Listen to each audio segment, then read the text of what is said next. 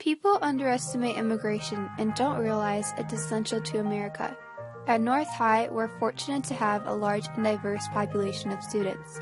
Diversity is everywhere, especially in our community. We went on a mission next throughout the city to find answers to our essential questions. Why do people move from their homelands, and is America still a land of opportunity for immigrants? We focus on 3 aspects of immigration throughout this project: education and jobs, relationships, and peace. We asked Mrs. Clark, an ESL teacher here at North High, a series of questions regarding her students.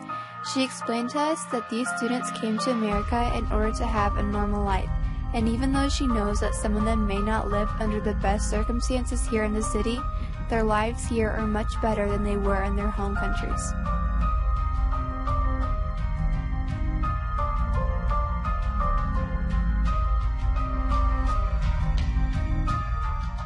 Because they felt that they had to live a normal life, to have enough food to eat, to be safe. They felt there's no choice.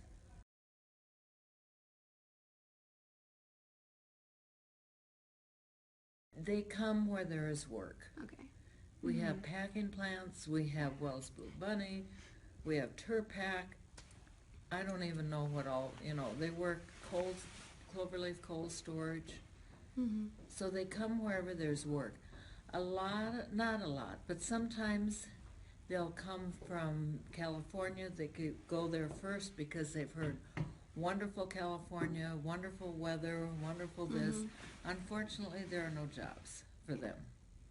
And so, the via the grapevine, they hear, if you come to Iowa, if you come to Sioux City, we have jobs.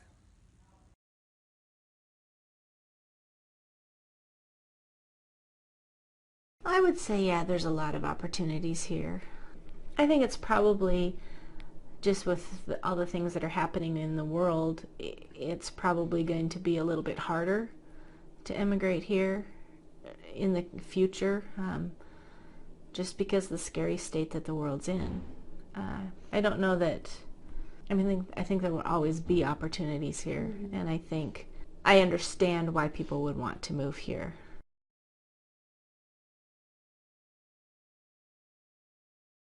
Chantel Meth, a Canadian immigrant, originally came to America to nanny for a couple in Sioux Falls. She ended up meeting her future husband and decided to stay in America. I came into the U.S. On a fiancé visa in 1995. It's not the typical way that most people probably immigrate to the U.S., but I was engaged to be married and had to be married in the U.S. It's a very complicated process. There's a lot of medical tests and all of the paperwork, the interviews, the medical part of it had to be done at a consulate, a U.S. consulate, and there's only 2 of those in Canada, one on the East Coast and one on the West Coast.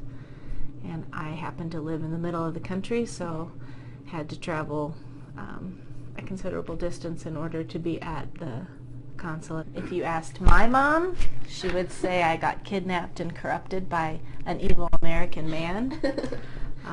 No, I guess the easy answer is that I fell in love with an American, and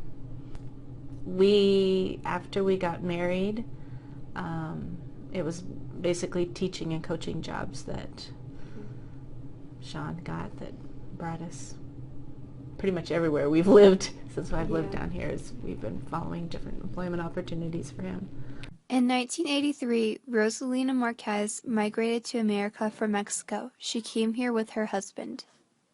Okay, en 1983, con mi esposo. Para mí no fue difícil, simplemente porque él vivía aquí, porque yo me vine con pasaporte. Ya que era diferente, porque yo desde que tenía edad de 7 años, yo vine a Texas, Laredo, Texas. Ajá. Y yo ya conocía, pero lo que no me gustaba el ambiente de aquí, que es muy encerrado. Antes sí preguntaban eso. Antes sí la gente se sorprendía. Ahora ya nadie. Me gustaba más antes cuando yo llegué.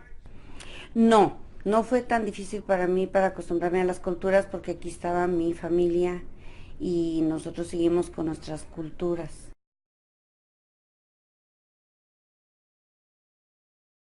Nafiso, a student at North High who migrated to America from Somalia, shared her story with us. She told us how she came here to escape a civil war that was brewing in her hometown, and although she was only supposed to stay here for a couple of months, she's been here for 4 years.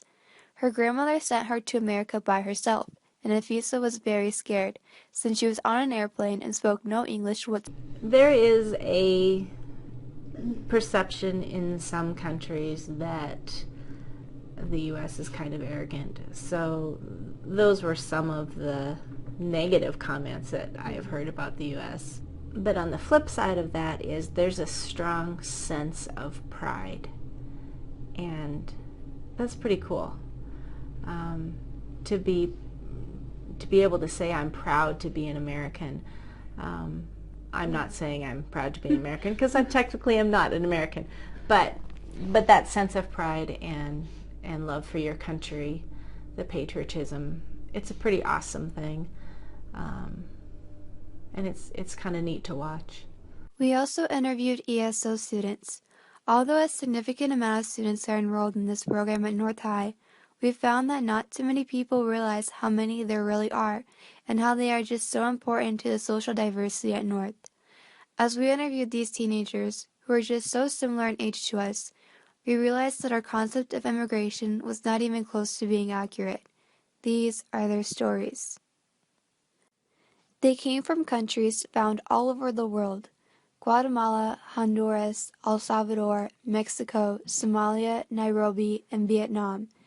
Out of the 13 students that we interviewed, most told us that they came here for a better education, since the system in their country was very poor. Many of them expressed how grateful they are for this education system. Others, like Freddie, Carlos, and Marlon, told us that they came here to escape the gangs that were arising in their cities. They told us about the difficulties they had to face in order to get to America and showed us the pictures of the terrible quality of water they were forced to drink. Dean, another student that we talked to, told us about how education in Vietnam was not free, and that's why he moved here to America. Throughout this process, we realized just how much we take for granted, like education and peace. We learned that although moving to a new country can be nerve-wracking and hold a somber feeling, it can also hold optimism, love, and a chance for a better life. So yes, America is still a land of opportunity. You can see the answer in the faces of everyone that immigrates here.